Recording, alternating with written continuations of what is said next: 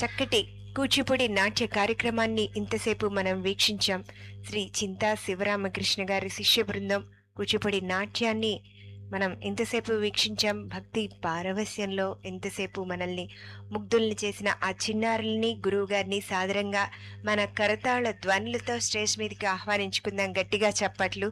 అలాగే ఇంత చక్కటి బృహత్తర కార్యక్రమాన్ని ప్రతి వారం ఎన్ని ప్రాబ్లమ్స్ వచ్చినా, ఇక్కడ వర్షాలు వచ్చాయి, ఎండలు వచ్చాయి, చలికాలం వచ్చింది, అంటే సీజన్ ఎన్ని రకాల ఒడిదుడుకులు వచ్చాయి, ఎన్నో ప్రాబ్లమ్స్ వచ్చాయి, కానీ ఏ ఒక్క వారం కూడా ఆపకుండా ఇంత చక్కటి కార్యక్రమం కళాకారులకి ఈ రోజున ఇంత చక్కటి స్టేజ్, ఇలా ఆడియన్స్ అందరినీ కూర్చోపెట్టి వాళ్ళకి ప్రసాదం పెట్టి భక్తి వైపు అందరినీ తీసుకువెళ్ళాలి అని ఒక చక్కటి సదుద్దేశం, ఆ భక్తిని ఈ కళల రూపంలో తీసుకెళ్ళాలి అనే, ఇంకా ఒక దీన్ని ఒక పోరాటం అనే అనాలి. ఒక విధంగా చెప్పాలి అంటే కళాకారుల్ని ప్రతి వారం తీసుకొచ్చి వాళ్ళని ఎంకరేజ్ చేసి ఇంత చక్కటి కార్యక్రమాన్ని నిర్వహిస్తున్న ఆలయ వైస్ ప్రెసిడెంట్ శ్రీ విలాస్ దాస్ ప్రభుజీని గట్టిగా కరతాళ ధ్వనులతో స్టేజ్ మీదకి ఆహ్వానించుకుందాం.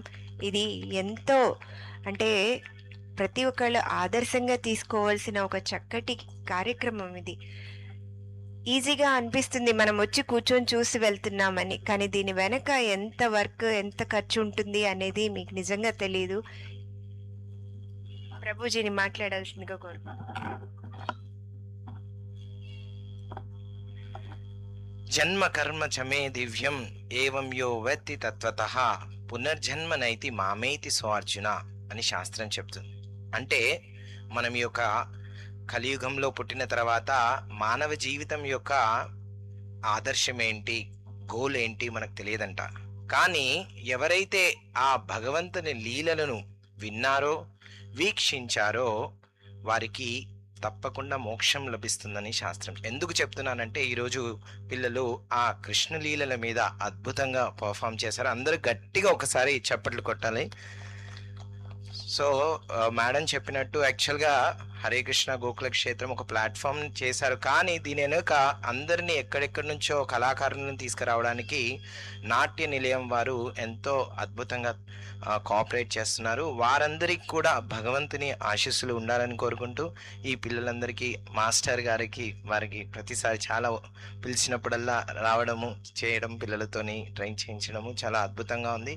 సో వీరందరికీ కూడా ఆ శ్రీ శ్రీ రాధాకృష్ణుల యొక్క బ్లెస్సింగ్స్ ఉండాలని కోరుకుంటూ అందరం కలిసి ఒక్కసారి భగవన్ నామం చెప్తాం. చెప్పండి, హరే కృష్ణ హరే కృష్ణ కృష్ణ కృష్ణ హరే హరే హరే రామ హరే రామ రామ రామ హరే హరే.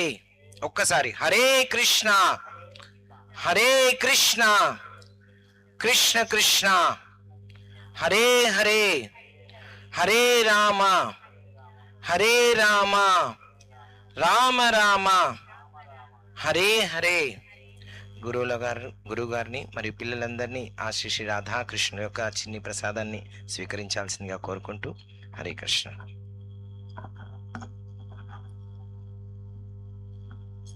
ముందుగా గురువు గారు శ్రీ చింతా శివరామకృష్ణ గారు మన విజయవాడలో ఉన్న, అంటే గురువులు అంటే గురుస్థానానికి ఒక అర్థం అనేది ఉంది.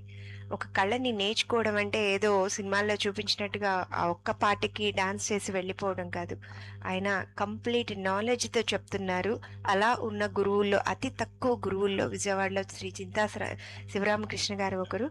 ఆయనకి గట్టిగా కరతాళ ధ్వనులతో మనం మన ఆనందాన్ని తెలియచేసుకుందాం.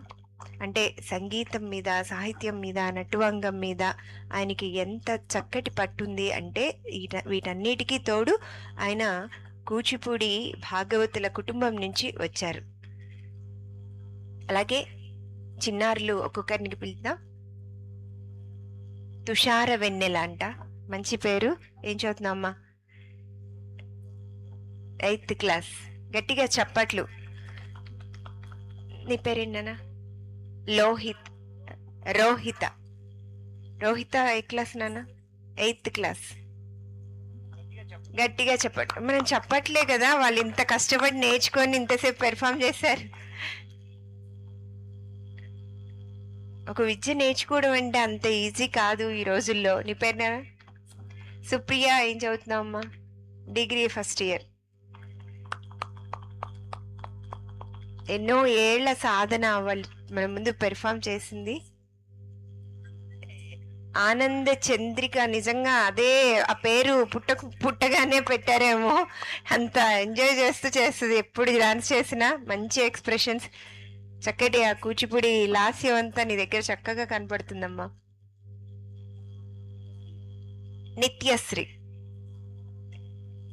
గట్టిగా చెప్పట్లు. Thank you so much.